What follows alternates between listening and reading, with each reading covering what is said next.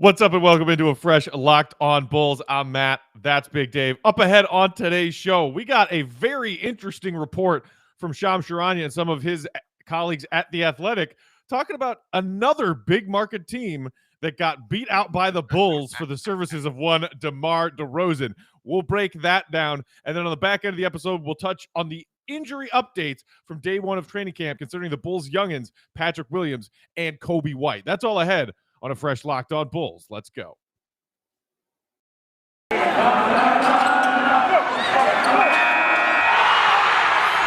are Locked On Bulls, your daily podcast on the Chicago Bulls, part of the Locked On Podcast Network, your team every day. Here are your hosts, Matt Peck and Big Dave Watson.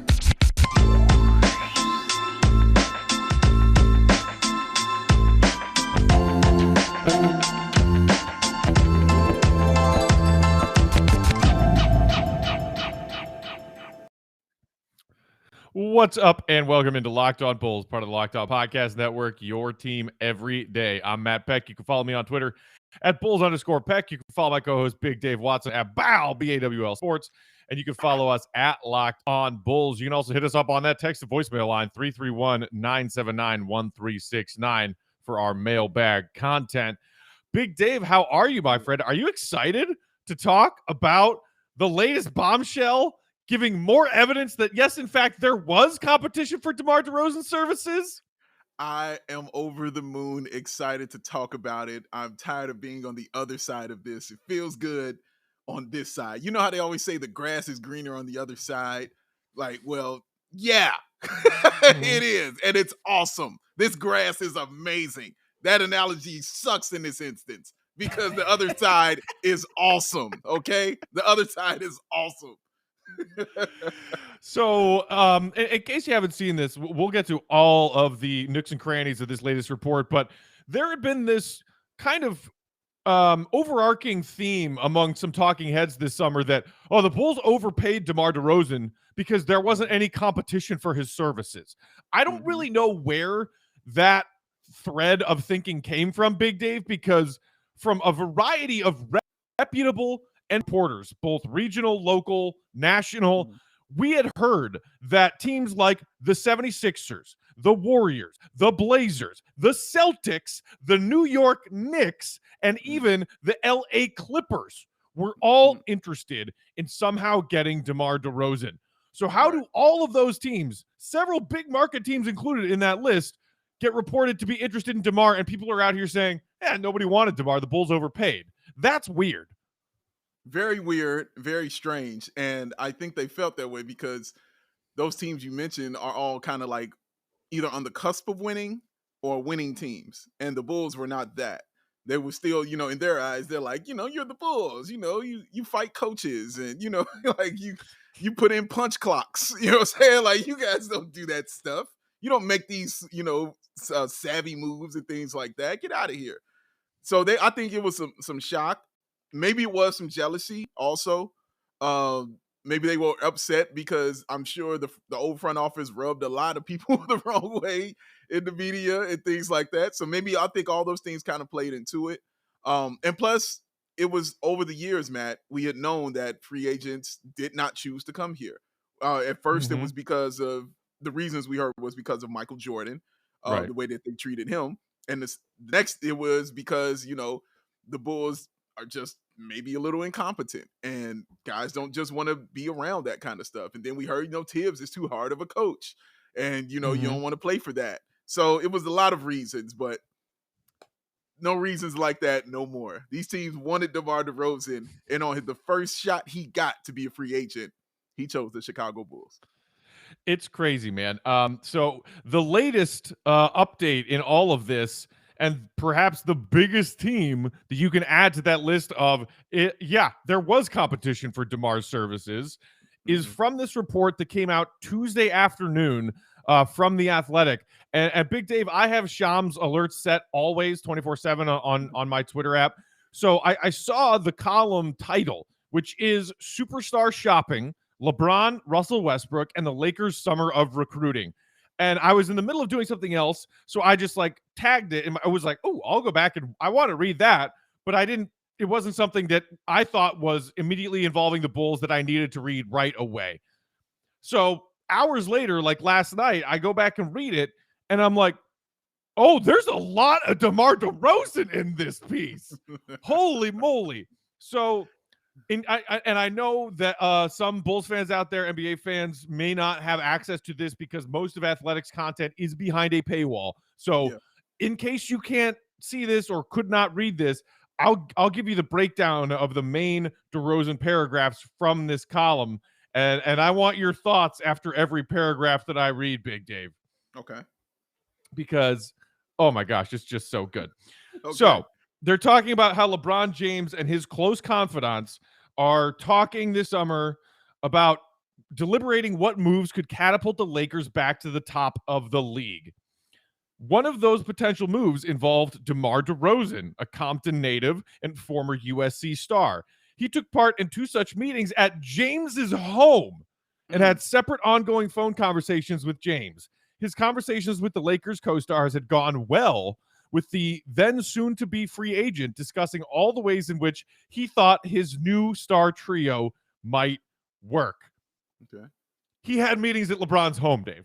He did, Matt, and that's usually the move right there. When you show up to LeBron's home and you look around, and I'm sure LeBron took him on an amazing tour because I'm sure that house is incredible, and you just show him what it could be, and then you remember, like you said, he's from Compton, so you basically in your backyard in LA, and you're with the biggest star in sports in LA, in LeBron James, and he has you at his house and he wants you to play for his team. That's a big deal. That's a big deal. It's kind of a big deal. I'm kind of a big deal. Moving on. Next paragraph. With 4 All-Star games and a pair of appearances on all NBA teams to his name, the longtime Toronto Raptor, spending the previous 3 seasons with San Antonio, emerged from his meetings with that locker room brain trust, believing he was their priority and he might soon be playing in the purple and gold. Yet as the process unfolded, concerns emerged from DeRozan's side about a perceived disconnect between the Lakers stars and the front office. Were the opinions being shared in the players' meetings the same as the front office's view?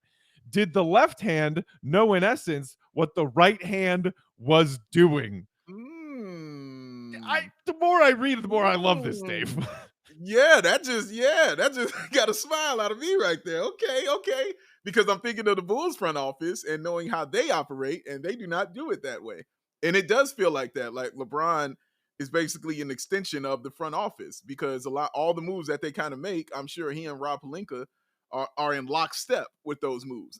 And I don't think it matters if anybody else is in lockstep with those moves or not. Is LeBron with it? Okay. And I'm not saying that's the wrong way to go about it because, again, it's LeBron James.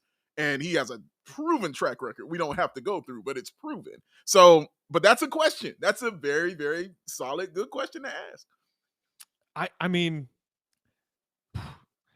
and it gets even more interesting, but, and there are other names, like they talk about how the fact that maybe Dame and Bradley Beal were their first 2 on their list of targets, and it became quickly apparent to the Lakers and everyone involved, players and front office, that like, as much as there's been speculation about Dame leaving, he's not ready to actually formally make that trade demand yet. And Beal, same thing. Lots of speculation, no trade demand, ready to stick it out in Washington, at least for the time being.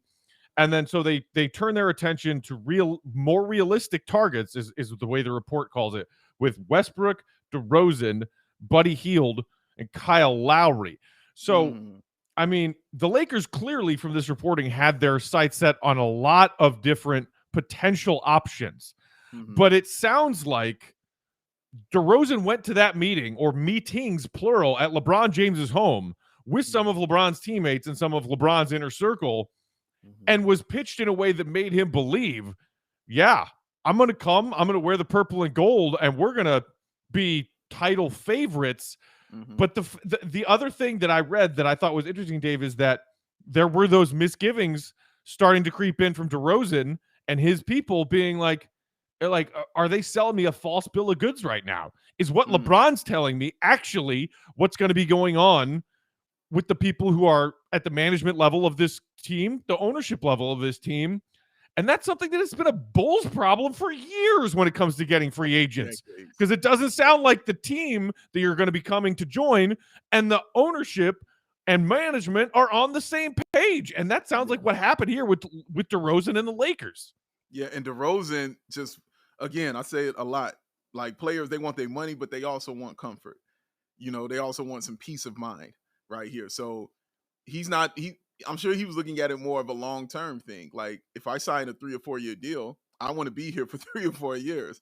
Like, I'm not here for this, okay, we won the ring, now burn it down. You know what I mean? Like, burn it down and destroy it. You're going to keep 2 guys, and the only guy he's going to keep, we know, is Anthony Davis, for sure. He's the only person that we know for sure will be with this team going forward. Everybody else, it just feels like the expendables. You know what I'm saying? Like, okay, you're nice, but I got you your ring. Now you can go. You know what I mean? I got you what you wanted. You can get out of here. It seemed like he wanted a little bit more than that. And yeah, when the front office is not in lockstep with the team, and you're being told one thing, but you're seeing another thing, and you're hearing another thing, I don't know. It's not good. And DeMar DeRozan, credit to him, he knew exactly what he wanted. You know what I mean? He's like, yeah, I want to win, and it's about winning for sure. But I want this comfort. I want this peace of mind also. And I want to know everything is in unison. I want there to be a harmony. And you're right, Matt. It was no kind of harmony here, saying previously at all. Shout out to Boston. People living in competition. All I want is to have my peace of mind. All right, there are more wrinkles to this report from Shams and his colleagues at The Athletic and DeMar DeRozan and the Lakers that we want to discuss. We will get right back to that in just a minute. First, though, do you play fantasy basketball? Probably. There's a good chance if you're listening to this podcast about basketball. In 2018, the fantasy sports experts at Sleeper realized that fantasy basketball was broken.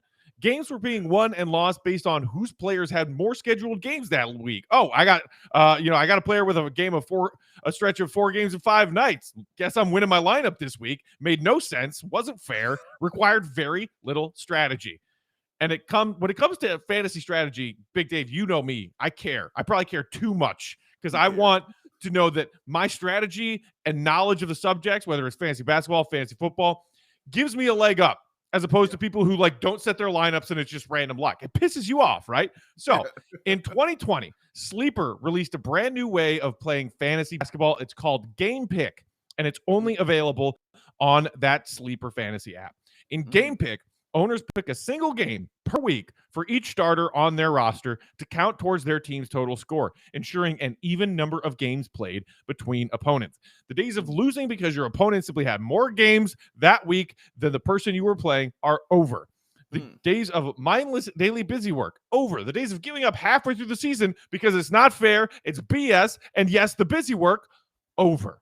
In Game Picks, you pick one game per week for each player on your team based on things like player matchups, home versus away, opponents' defensive rankings, pace of play, and many, many more. All of that adds up to more strategy, aka winning if you're good, and less dumb busy work.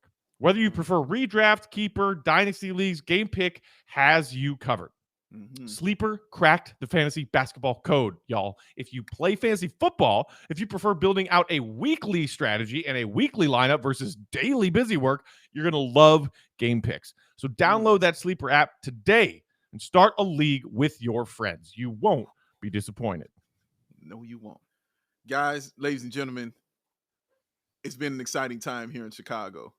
And because of that reason, I've been jumping up and down, yelling and screaming and hollering and stuff like that. And because of that, I've been sweating. But you know what? You wouldn't know it. You know why? Because I got on the sweat block. Get you some of this, man. Doctor created, doctor recommended. It works up to 7 days per use. This is a fact. There is a dry shirt guarantee. If Sweat Block does not keep you dry, you get your money back. This is also a fact. Featured and tested on the Rachel Ray Show by firefighters. Yeah, they're hot. That's what's going to happen. They sweat. And guess what? They tested on Sweat Block. worked perfectly. Bestseller on Amazon for the past 10 years, guys. That's a decade. 10 years, over 13,000 positive reviews, and currently it is #1 in Amazon antiperspirant category, and it's manufactured right here in the good old US of A. You can wear what you want. It's your little secret. You ain't got to tell nobody. And it's a must-have, y'all. Like, say you go into that, business meeting. Oh, man, I don't know if these guys are going to be with it. You run in that bathroom, put that on. You walk in with that confidence, baby, of ready to smack some people around and tell them, put your name on this dotted line. Why? All because of Sweat Block. So this is what you do. You take your behind and you go to their website and you check it out. And guess what? Just for going to the website, this is what you're going to get. 20% off if you use the promo code Locked On at sweatblock.com, or go to Amazon or go to CVS, use that promo code, get the same thing, y'all. Sweat Block, stay dry. All right, moving along with this Lakers and DeRozan pursuit report from The Athletic that dropped Tuesday afternoon. We've got a few more paragraphs about what exactly was going on here. Sources said Pelinka and his front office group strongly considered executing a sign and trade for the 32-year-old DeRozan, giving up Kyle Kuzma and Kentavious Caldwell-Pope in the process, but couldn't come to consensus terms with the Spurs in free agency or a suitable contract number for DeRozan. What's more, sources say the DeRozan option never advanced to the point that it was presented to Jeannie Buss. So maybe there's a little bit of that, what we were talking about with DeRozan was hearing one thing from LeBron and the players, and there was a different thing going on, higher up the ladder. Right. While Jeannie Buss had long since empowered Rob Pelinka to be the final front office decision maker, the impact of her family's legacy remained strong. And the Russell Westbrook deal, quite clearly, was seen as the kind of move that would make her late father, legendary Lakers owner Dr. Jerry Buss, smile. If only they could get it over the finish line. Buddy Hield could be had for less. Just the salaries of Kuzma and Montrezl Harrell were needed to make that deal work. The Lakers could add a career 40% three-point shooter while still retaining the first-round pick, as well as KCP, their starting shooting guard, and a highly rated defender. The internal debate, it seems, went round and round. But before Westbrook went to his agent, Pelinka had locked in on that deal over pursuing sign and trade for DeRozan and prompted him to look elsewhere. Plan C, if you will, was unofficially off the table. DeRozan ultimately landed with the Bulls on a massive 3-year, $85 million deal in a sign and trade agreement. Yes. So that is all of the DeRozan stuff from this column. They go on further to explain how exactly they got the Westbrook deal done. But Big Dave, I mean, I don't want to overstate how big this is. It's a column several weeks after the fact where free agency dust has settled, and Shams and Sam Amick and Bill Oram have further details on the summer of the Lakers free agency plans and what they went through and who they tried to get. But it's not overstating it to say adding the Lakers to the list of teams who were actively pursuing DeMar DeRozan, that's something. The fact that the Bulls beat out the Lakers for his services is something. It adds to it is something that the Clippers and some of their representatives were on the way to DeMar DeRozan's house to continue trying to get him to come to the Clippers, and he called to say, don't bother, I'm signing with the Bulls. That was also reported earlier this summer. Yeah. This stuff matters, and it's amazing that the Bulls are finally coming out on the winning end of these kind of stories. Yeah, man. And just the fact, like you said, Matt, it can't be understated that this was the Los Angeles Lakers. You know, what did Kramer say, man? It's LA, Jerry. Nobody leaves. You know what I'm saying? Like, bro, everybody wants to play for the Lakers. People putting on the purple and gold is a thing. It's a big thing and a big deal. And I'm sure an even bigger deal to somebody who's from the area, like DeMar DeRozan. So that's a thing, guys. That is a huge deal. You meet with LeBron. He tells you he wants you. And then they run it up the chain of command and they're like, wait, what? Yeah. They're like, well, DeMar is technically plan C.III.B / B.5. And you're like, whatever. What does that mean? Right. The Lakers are juggling a million, bowling pins. DeRozan's only one of them. Right. And, conversely, I think the Bulls made it very clear to him, look, whatever the deal needs to get done to get you and the Spurs happy is what we're going to do. Spurs, you want Thad Young instead of Larry Markkinen? Okay. Cool. You want to pay? Okay. Yep. DeRozan, you want this much money? Okay. Yep. Come play. So DeRozan said, to hell with all this drama and all these, sub-plan A, sub-plan B, sub-plan C. I don't know where the hell I stack up in the Lakers offseason plans. So to hell with y'all, I'm going to go play for the Bulls. And it also feels like, yeah, Matt, they were just trying to get people to commit without getting them to sign anything. Like, just don't leave this house. We have a verbal commitment. And then I can call and say, Jenny, but okay, guess what? We got, he's committed. Who do we want? And then choose from there, kind of thing. Bulls is like, look, you, period. Like, this is it. I want you. We want you. What do we need to do to get you here on the team? Just tell us. That means something, man. Like, it matters, man. And that works well for the Lakers because, honestly, I guarantee you this isn't their first time doing it this way. So it's obviously worked for them. But DeMar didn't want that. And the fact that we also had Vooch here, the fact that we also had Lonzo here, then the fact that Zach LaVine, who players around the league who you're learning because of this entire process, players want to come play with Zach LaVine. He's here. Then you got Billy Donovan here, and then you have a front office, and this is the key part of all this and what Matt is saying. You have a front office who is in lockstep with the players and the coaches. What they say, everybody says. Everybody is on the same page. They're just moving like this. Nobody's ahead, nobody's behind. They're moving like this in lockstep. That cannot be understated. That meant something to DeMar DeRozan, and he showed you that because with the Lakers, he was like, yeah, okay, great. LeBron's great, okay?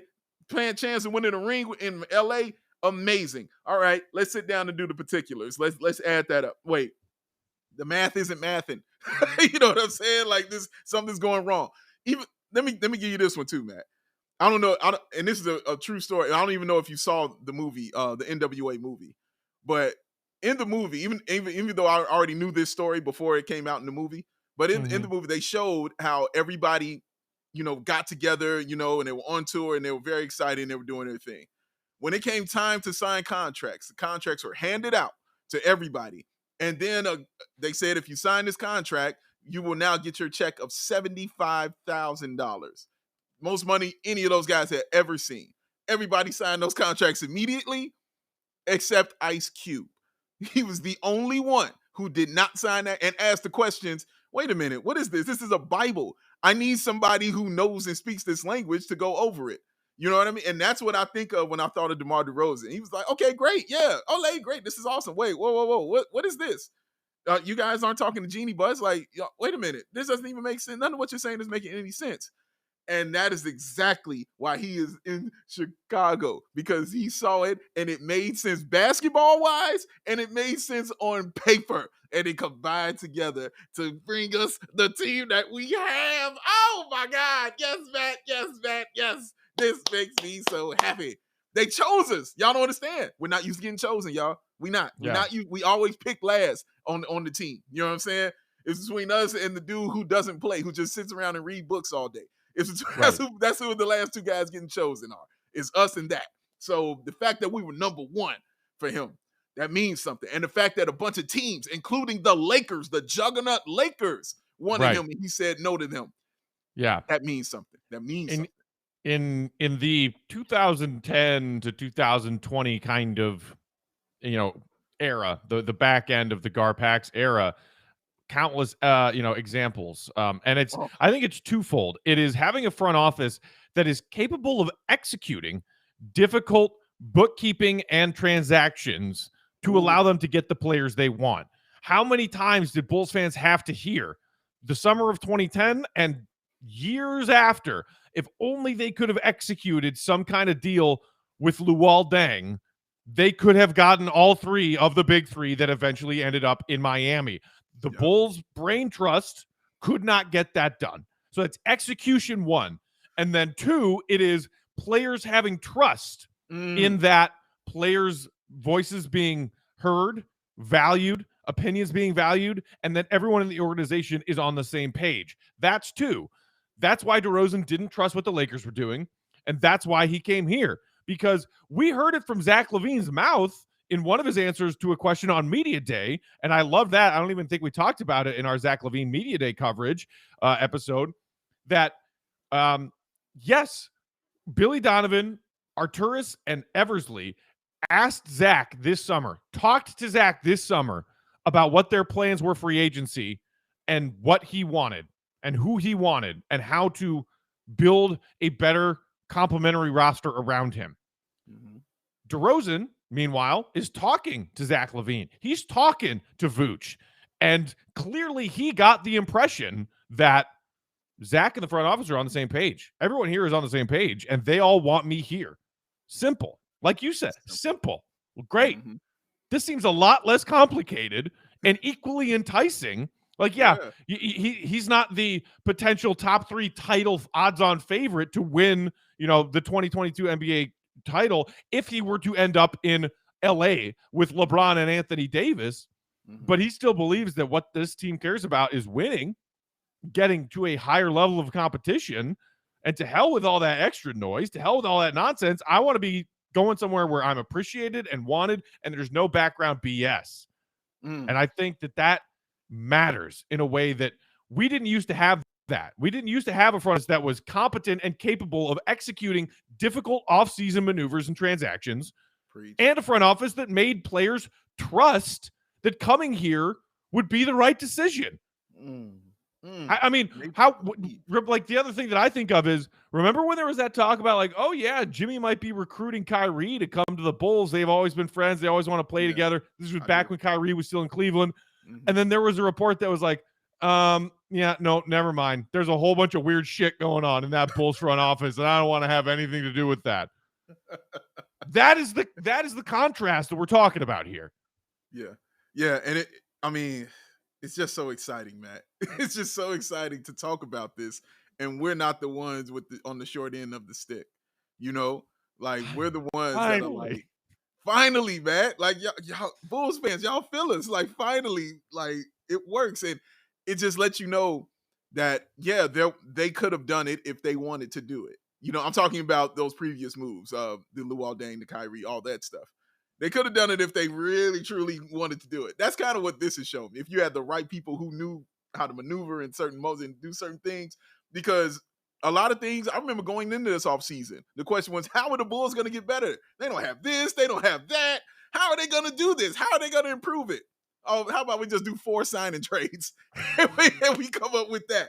You know what I'm saying? Like there's always a way.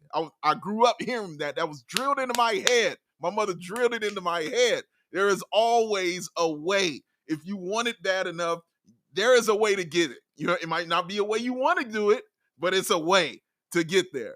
The Bulls found a way each and every time to get the player they wanted and improve this team. Start the season. Gar would be like, "What's a sign and trade?" I've never heard that. I've never heard that phrase before. I don't hear the words. I don't hear the words cash and or considerations anywhere in this deal that you're proposing to me. What's going on here? So can we give him a second rounder? Like no, like no, we can't. No. Oh, okay. You're gonna give us campaign, which is so nice of you. So, in addition to giving you Doug and Taj, we'll throw you a second round pick. I mean, fair is fair. Fair is fair. But can we talk about cash considerations for a second? Where did we land on the cash considerations? What's the sign and trade? I don't know. I'm honestly asking you, what's the sign and trade? All right. Enough making fun of Gar. We got to get to the last bit of today's episode, which is an update from day 1 of training camp. Positive updates, I think, for both Patrick Williams and Coby White. Before we do that, though, I was telling you all earlier about Honey playing fantasy basketball this season with the Sleeper app. Well, what about making money in all kinds of ways in all of your favorite sports that you're watching every day, every night, every weekend? You can do all of that at Bet Online. Back and better than ever, all eyes are turned on the gridiron as teams are back to another NFL season. That and college football too. Bet Online is your #1 spot for all pro and college football action this season. With a new updated site and interface, even more odds, props, and contests, BetOnline.ag continues to be the #1 source for everything football. God, that's a great phrase. Everything football. Head to the website or use your mobile device to sign up today to receive your 100% welcome bonus. That's double your initial deposit just for signing up and making an account. Don't forget to use promo code NFL100 for that 100% welcome bonus. From football, basketball, boxing, right down to your favorite Vegas casino games. Don't wait to take advantage of all the amazing offers available for the 2021 season. Bet Online, the fastest and easiest way to bet on all of your favorite sports. Bet Online, your online sportsbook experts. And again, that's promo code NFL100 at sign up. From one online expert to another. You know what I'm talking about. The rockauto.com. They're your experts online for all the car parts that you're going to need. You can save you some of that time. You can save you some of that money. How about 30%? How about 50%? How about even 100% more for the same parts of a chain store at a chain store or a car dealership? Why would you spend that? You can save that. You know what? Here's an example. How about you say you got you a Honda Odyssey fuel pump, about $353 in the chain store? Go to rockauto.com. Look it up. What's it going to be? $216. I think that's called savings, ladies and gentlemen. That's what that is, okay? Prices are reliably low for every single customer. Every part that you could think of, I promise you they're going to have it, man. Brake parts, tail lamps, motor oil, rear view mirrors. You know what I'm saying? Even carpet. They got you covered at rockauto.com, all right? So this is what you do. You head on over to rockauto.com right now. Not now, but right now. And see all the parts that are available for your car or your truck. You write in Locked On in their How Did They Hear About Us section, and that'll let them know, oh my goodness, main man Matt Peck and Big Dave sent us to get these wonderful savings. Thank you very much. Amazing selection. Reliably low prices. All the parts your car will ever need. Sing it with me in your chest, ladies and gentlemen. RockAuto.com. Rotation. Rotation. Speaking of rotations, we got to see a bunch of really cool pictures and some video clips of the Bulls' first training camp practice yesterday, Dave. Yeah. I don't know about you, but I saw that one video that the Bulls tweeted from their official Twitter account, and I geeked. I geeked my little happy face off. Oh my God. I was happy, man. You got Lonzo, DeMar, Zach running up and down the court. You got DeMar and Lonzo sharing a laugh on the baseline during a time. Oh my heart near leapt out of my chest, Dave. I was so excited, man. And just how the best part was the end, just watching DeMar DeRozan and Lonzo smiling, and he, slaps him on the back because these guys are I was like, it was so normal. You know what I'm saying? Like, everybody was just like, it didn't feel forced. Everything just felt normal. Like, we're just good and having fun playing basketball. How about we do this again? Yes, do it again. Oh, this is so exciting. Yeah. It is great. And honestly, the good news didn't stop with just the feel good day one of training camp and the first practice. We did get a couple of positive updates on Patrick Williams and Coby White. We talked about their respective injuries on our Monday episode this week. And Patrick Williams with the ankle is on a 4 to 6 week timeline. Coby White, the shoulder injury from way back earlier in the summer, on a 4 to 6 month timeline. So both of them, I thought this is interesting because I think we were preparing for, hey, P-Dub's going to be out for a while. Maybe he can get some work in on a bike, and hopefully he's a young guy. He'll heal quickly. The ankle will heal quickly, and he might miss the first few games of the regular season, but that'll be it. He'll be back in by game 5 or game 6. Now we're hearing that according to his coach, Billy Donovan, Patrick Williams was participating in some, non-contact parts of practice on the first day of training camp, but that even he might be clear to start running later this week. I was Like, running. probably not cleared for 5-on-5, like, full court scrimmage, but running on that busted ankle. That's got to be an uplifting update, Dave. That just got me excited and happy, and makes me even closer to calling him the nickname I want to call him, which is Wolverine. Because in the X-Men, just Wolverine scrunch your heals face and very- heal all of your body's wounds. all of it, man. Just all of it. The quick healing powers. It got me excited, man. Just knowing he's still doing, those actual basketball activities. You know what I'm saying? Still getting the ball up, still doing that kind of thing. But even Billy Donovan said exactly what you said. He was like, this is a very important day. He was like, because he can start running. You know what I mean? That's going to be a big deal, because Matt so astutely pointed out the last time that, dude, him coming back and his conditioning, it's going to have to be in lockstep. It's going to have to be a thing and get together. And he is correct in that, especially on this team we got right here, because they're going to be in transition, guys. These guys are going to be moving. They're going to be running. And you want his conditioning and his wind to be up and on that level I'm sure it was before this injury occurred. So this is big news. Honestly, guys, this is a big deal, because even if he can't play ball, at least he can still have his conditioning. And that's important. And if he, at least as of now, when you're still, 2/3 of a month away from opening night, October 20th against Detroit, if you can, if you can't be participating in all aspects of training camp and your 5-on-5 scrimmages, you won't have your full wind, underneath you when you do come back. But if at least he can be cleared to run earlier than we initially thought, then it won't take as long for him once he's back to get his conditioning and his wind all the way back. And that is a big plus that we can hopefully see. And then moving to Coby White, he talked a little bit about his injury update at the beginning of training camp, saying, it wasn't what I planned for. It is what it is. And look, this is his first injury, similar to what Patrick Williams said as far as his basketball career. Yeah. I've never had an injury this year before. Coby White was one of 2 players to play in every game in the 1920 season for the Bulls, the 65-game COVID-shortened season. And I think he only missed maybe 1 or 2 games last season. He's been very durable. So this is frustrating and new to him. But I want to highlight this before we get into the actual injury update, though, Dave. And this is from the report from our guy at NBC Sports Chicago, Rob Schaefer.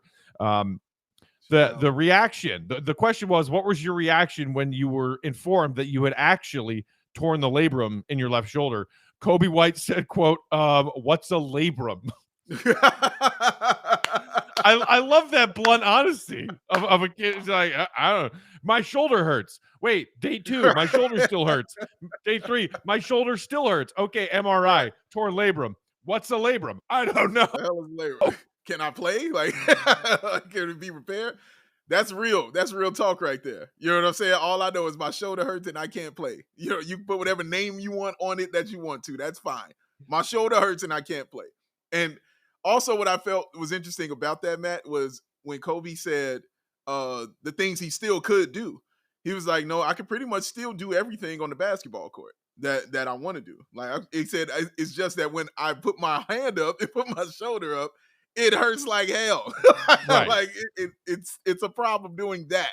He was like, but everything else as far as shooting, dribbling, I can do. So that honestly got me, I shouldn't say excited, but it removed some stress about his injury for me. I'm like, oh, okay. Because I was thinking it in the terms you were saying, Matt, as far as Patrick Williams and his conditioning.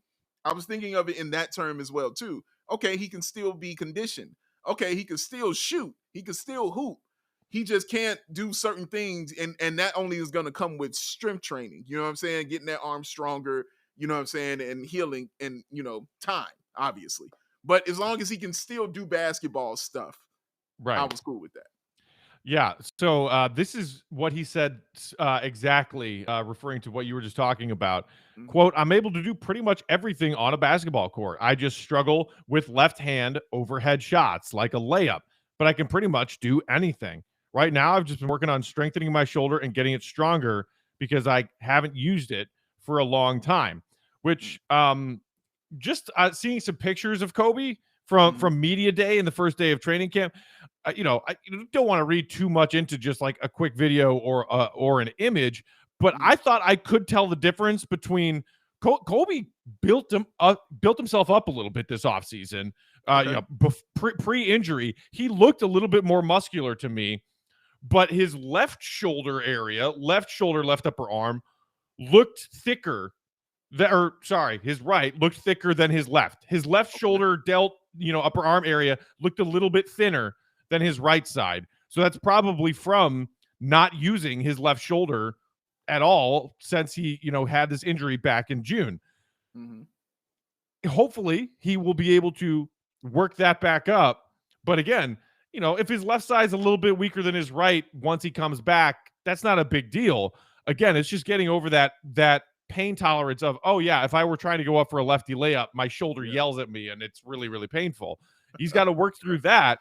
Yeah. But, two other good notes when it comes to Coby, not just that injury process is going well, recovery timeline on target, if not maybe even a little bit ahead based on what we're hearing he's already doing at the first days of training camp, is that,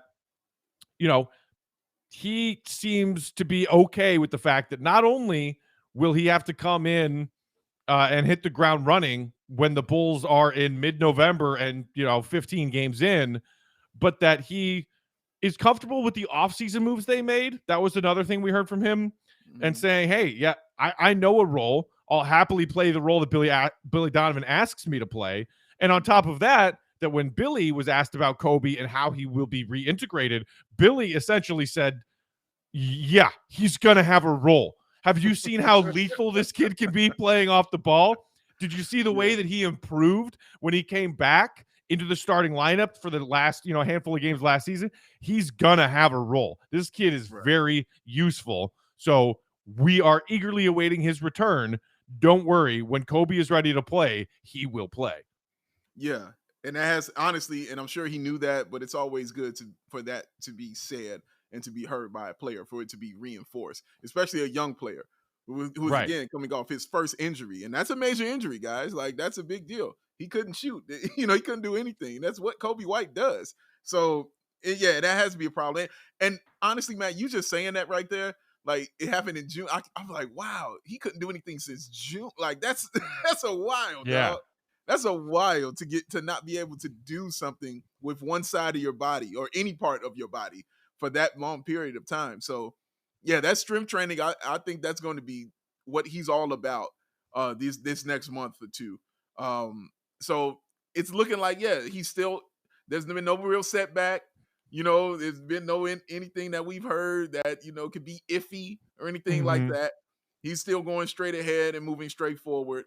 And hopefully he'll be here, like you said, after those first 13, 15 games, he'll be out there for the Chicago Bulls. Because, again, his role is very, very important on this team, man. Him coming off the bench, providing that scoring punch like that team is going to need, is going to be key. I promise you. It's going to be big. So, and I expect a really good season out of Coby White, because he's in a position where we thought he should be, especially Matt thought he should be from the beginning.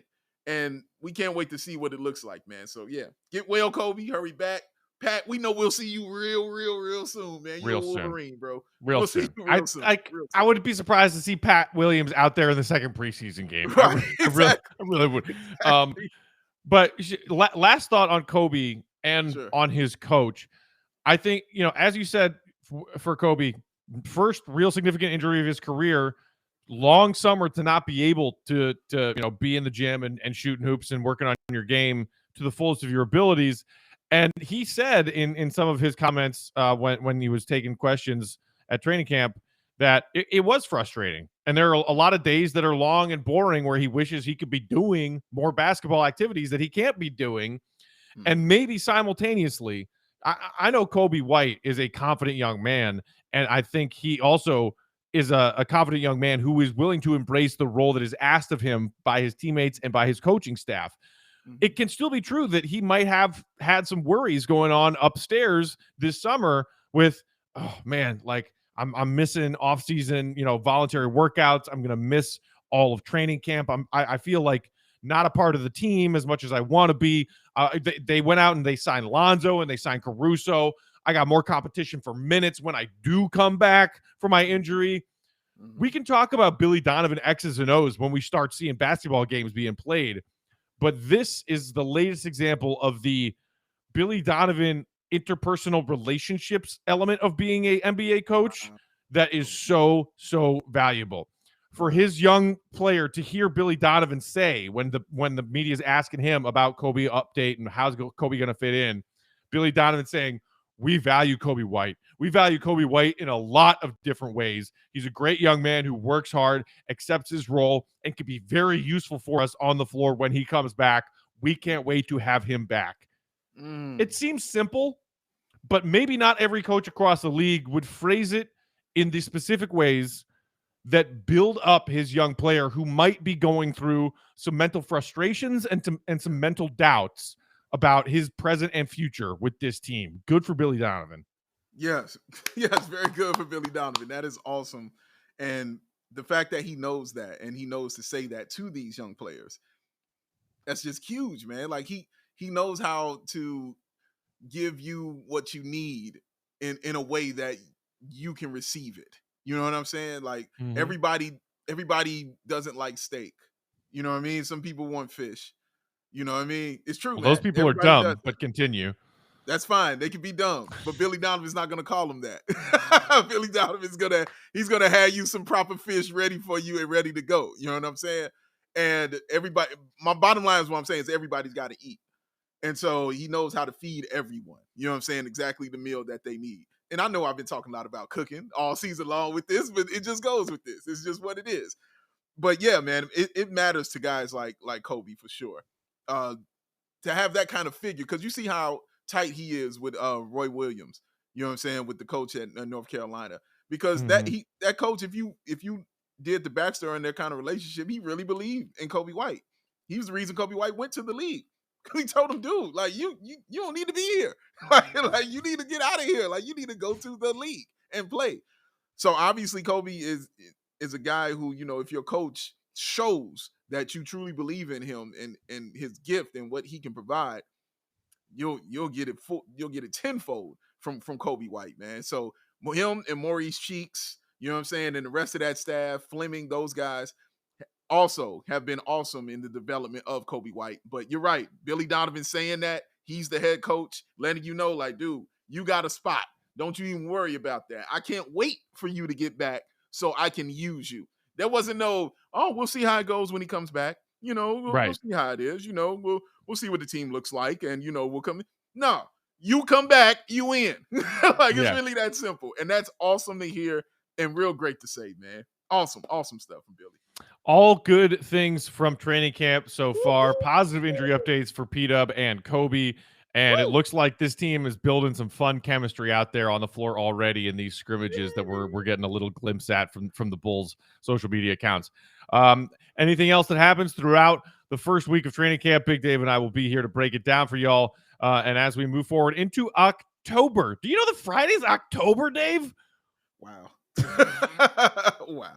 That means crazy weather's coming. October 1, 2, 3, 4, 5th.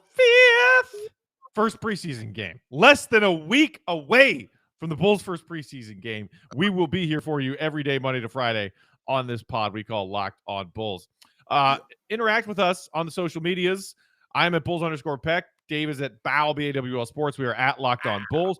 You can also shoot us an email, lockedonbulls@gmail.com, or hit us up on that text and voicemail line, 331-979-1369. Maybe we'll do some mailbag on Friday. That would be a fun way to send us all into the weekend. The last weekend for forever without Bulls basketball.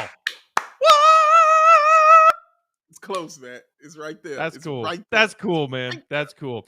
Until tomorrow's episode, y'all have a great one. Take it easy. See red. Be good. Peace out.